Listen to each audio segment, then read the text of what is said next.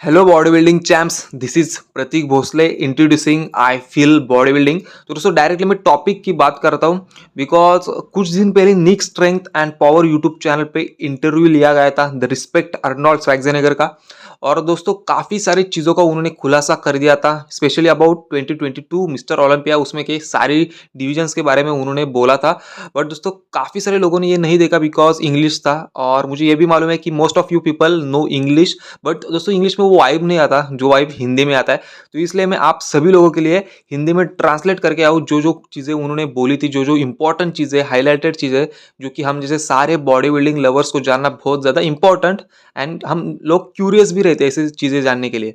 तो first of all दोस्तों बहुत सारे सवाल उठते थे, बहुत सारे बातें होती थी कि आर्नोल्ड मॉडर्न बॉडी बिल्डिंग को हेट करते। So guys it's not like that, वो मॉडर्न बॉडी बिल्डिंग को हेट नहीं करते, जस्ट मॉडर्न बॉडी बिल्डर्स का जो माइंडसेट होता है बिगर होने का, उनको वो हेट करते। वो कहते हैं कि bigger is better but biggest is not better. मतलब आप जब बिगर होते हो, जैसे कि फिल हीथ, शॉन रोडन, जैसे कि Phil Heath 7 time mister Olympia champion थे,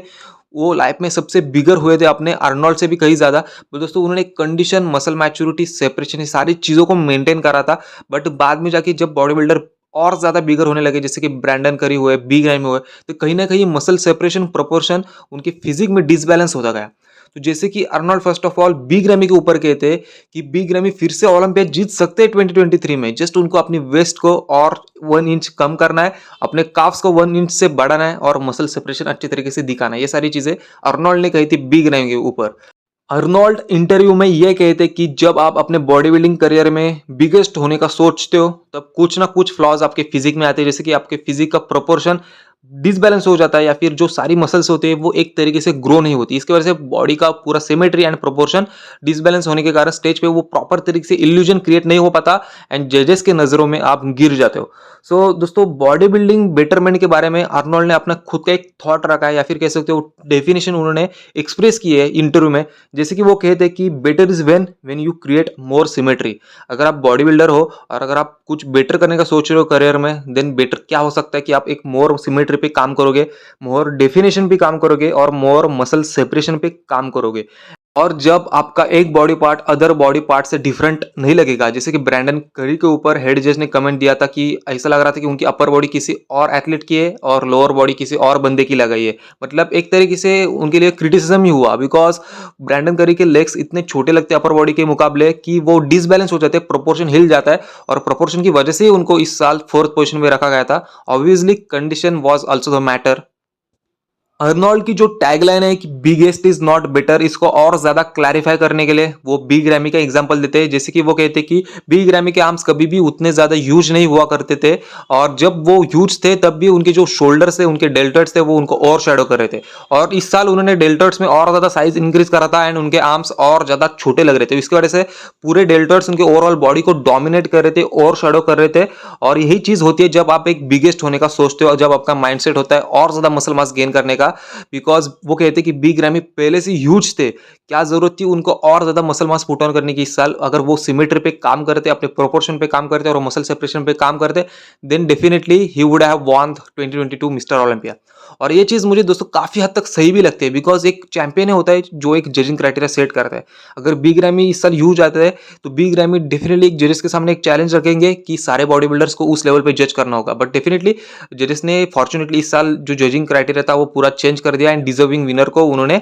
जो पीपल चैंप होते हैं इनडायरेक्टली, उनको उन्होंने जिताया गया, और सेकंड नंबर पे आए थे डेरिक लंसफर्ड। तो काफी aesthetic look and proper body building जो क्राइटेरिया होते हैं उसको फॉलो करते हुए दोनों एथलीट ने फिजिक को बिल्ड किया था, एंड वो डिजर्विंग टॉप 2 भी थे। आगे जाके इंटरव्यू में अर्नोल्ड को निक वॉकर के बारे में पूछा गया, and Arnold seriously Nick Walker के बारे में काफी ज्यादा इंप्रेस थे इस बार। जैसे कि वो कहते कि निक वॉकर का पोजिंग अच्छा था, उनकी मस्कुलर बॉडी थी, एंड वो ओवरऑल स्टेज पे एक अच्छा प्रेजेंटेशन भी कर रहे थे। तो दोस्तों वो कहते कि निक वॉकर ने जिस तरीके से अपने वेस्ट को कंट्रोल करते हुए ओवरऑल मसल मास इंक्रीज करा है, और फिजिक में जो उन्होंने कंडीशन दिखाई है, उनका फ्यूचर बहुत ब्राइट है, ऐसे अर्नोल्ड निक वॉकर के बारे में कहते हैं। Next and very important question of this interview जो कि अर्नोल्ड से पूछा गया था वो क्रिस बमस्टेड के बारे में था और उन्होंने क्रिस बमस्टेड के बारे में अपना थॉट रखा जैसे कि वो कहते कि वो काफी ज्यादा फेमस बॉडी बिल्डर है राइट नाउ और फंटास्टिक फिजिक वो कैरी करते हैं जैसे कि हर कोई चाहता है कि क्रिस बमस्टेड जैसी मैं फिजिक ग्रो कर लूं और जब भी वो बीच पे जाते हैं जब सारे लोग देखते हैं तो सारे लोग यही कहते हैं कि what kind of physique is this मतलब सारे लोगों को एक सरप्राइजिंग रिएक्शन होता है और सारे यूथ उनको फॉलो करती है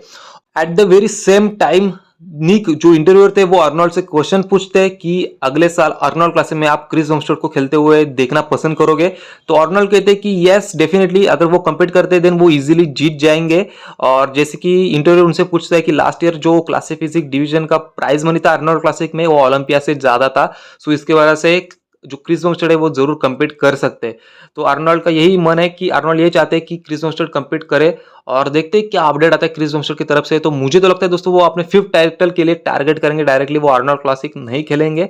बट लेट्स सी बिकॉज सारे फैंस देखना तो डेफिनेटली पसंद करेंगे